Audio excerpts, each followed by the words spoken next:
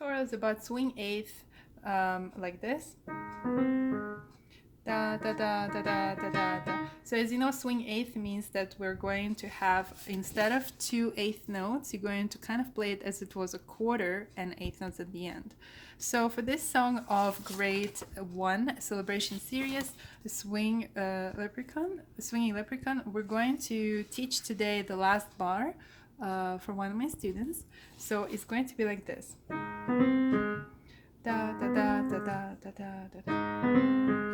And now the whole song also has the swing eighth. Sorry.